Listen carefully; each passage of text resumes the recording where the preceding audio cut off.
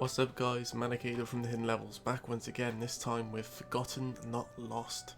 Forgotten Not Lost is a kinetic visual novel that's coming to Steam today, which is 2nd of April 2016. The game has been developed and published by Afterthought Studios, currently priced at $199, and the game also comes with Steam trading cards. I'll update the descriptions and links below. All you have to do is click show more below the video. So I'm going to give a quick synopsis of the game. Forgotten Not Lost comes from the creators of A Beautiful World and is a kinetic novel that tackles the themes of dementia, and is a visual novel that hopes to bring tears into a reader's eyes. Oh no. Especially those who have gone through similar situations when dementia or Alzheimer's has claimed the memory of a loved one. Set in a medieval world, take the role of a farmer who has dementia and is slowly forgetting details of his life to the heartache of his elderly wife. Or is it that simple? The author of the story, Darren Kwok, based it off actual experiences, caring for someone with dementia. Oh Christ, this... Oh well, we're going to give you a short preview of the game. We're only allowed to show about 10 minutes. I've not played this before, so it's a first look for me, so... Yeah, enough babbling, let's go on with it. This is Forgotten Not Lost, a visual novel. Wake up, you old fool. I open my eyes slowly at the insistent urging, grunting in protest. It is another day already. I should get up and feed May Bell then. With a great deal of effort, I push myself into a sitting position. However, when I finally will myself to open my eyes, I almost fall back in surprise at the unfamiliar face peering back at me. Who is this person?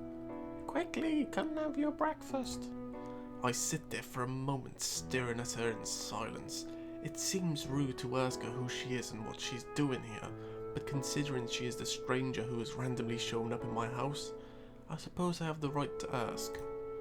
I clear my throat, working up the courage to voice the pressing question. My voice croaks, still thick from sleep. Sorry, who are you? The old lady freezes as though caught off guard by my words. There is a beat of silence as she just looks at me intently, making me cough in discomfort. Why is she staring at me like that? Do I know her? Finally, she smiles softly. It is me, your wife, remember? Suddenly, it hits me like a ton of bricks. She is my wife, Madeline, whom I've been married to 40 years. How could I possibly forget? Of course, haha. I don't know what got in me for a second there, I apologise. I stand up, walking over to the dining table and sitting down. A content smile spreads across my face at the sight of eggs and bacon on the plate before me. Looks like the hens laid their eggs without problem today.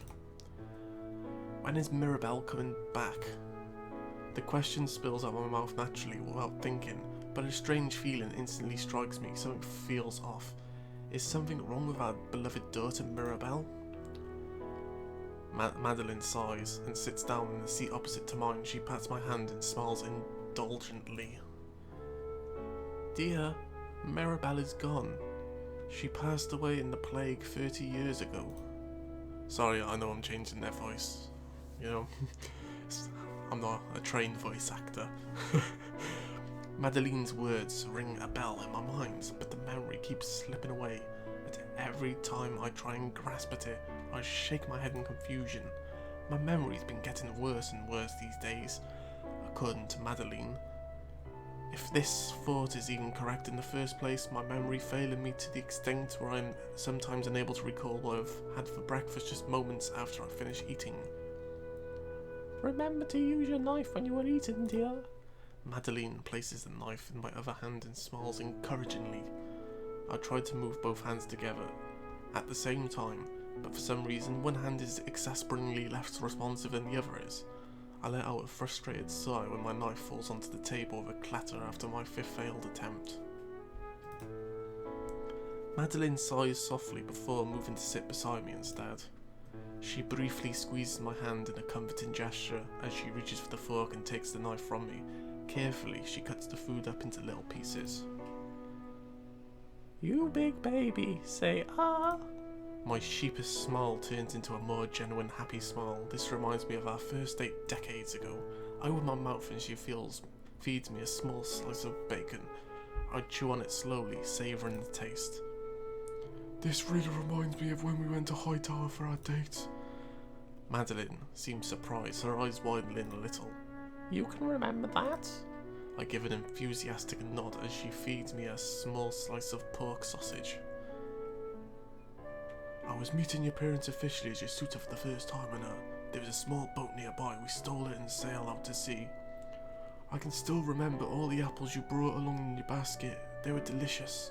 We fed each other apples while watching the waves in the middle of the ocean. We did? You are right.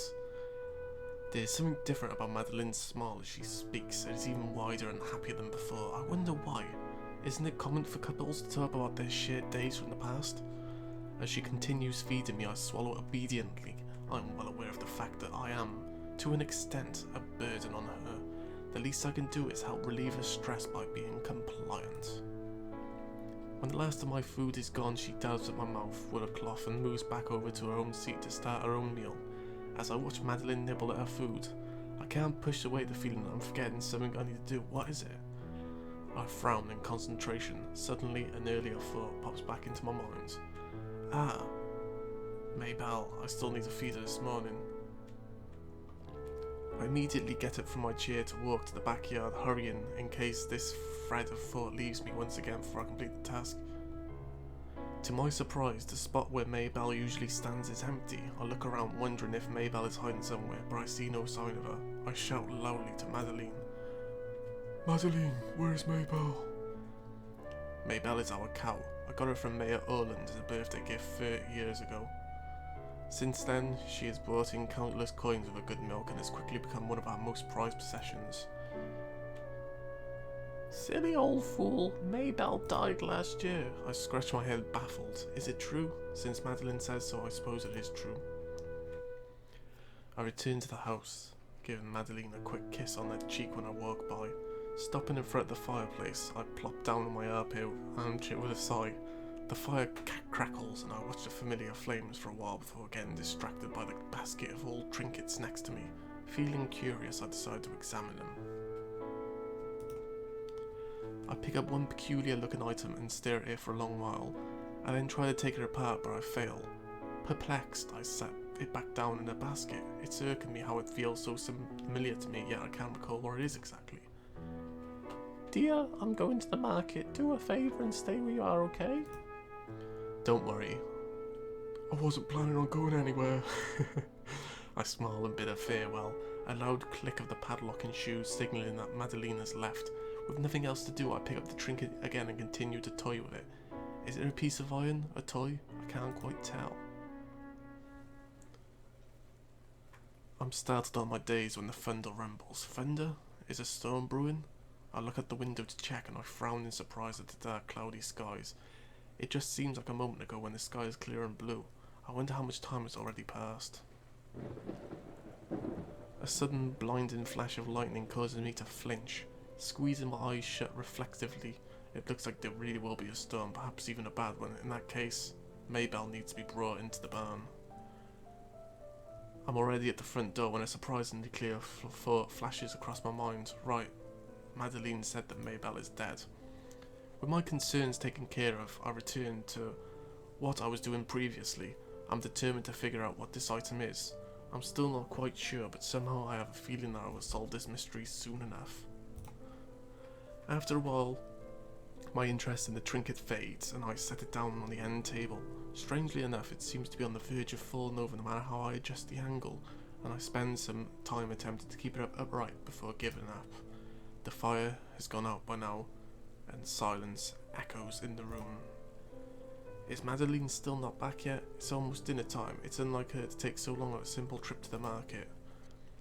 I look at the downpour outside. A worried sigh escapes my mouth. Maybe I should go and find her. I try and open the door, but it seems that Madeline has locked me in. Old fool. Does she take me for someone who would be silly enough to wander out the house and get lost? What should I do then? I can't go anywhere until Madeline comes home. Feeling the beginning pains of hunger, I walk over to the kitchen in search of some food to ease the hunger. A note near the iron cast pot catches my attention. The water in this pot is hot. You can use it to drink your favourite tea. The tea tin is in the drawer a second from the bottom. Love, Madeline. How considerate. Now I can enjoy my tea while waiting for Madeline. I smile and take out the tea tin in front of the drawer before making my own cup of tea. I lean back in my armchair, sipping on the tea. The smell of the rain gradually seeps into the house, and even the warmth of the tea fails to ward off the cold. I stare into the unlit fireplace, shivering. Maybe I should relight it after all. Where are my matches? Ah, right. I always keep some matches in my dresser just in case I need to light an oil lamp, and when I wake up at night to get something, digging in the drawers, I take out a match and strike it before throwing it into the fireplace. The fireplace crackles into life, and I stroke it with a fire poker until it's warm, a comforting flame. So yeah, got saves, awesome. So this is Forgotten Not Lost. It's a visual novel game, and it's not for everyone. You know, some people don't like these type of games, but I do enjoy them. I think they're pretty cool.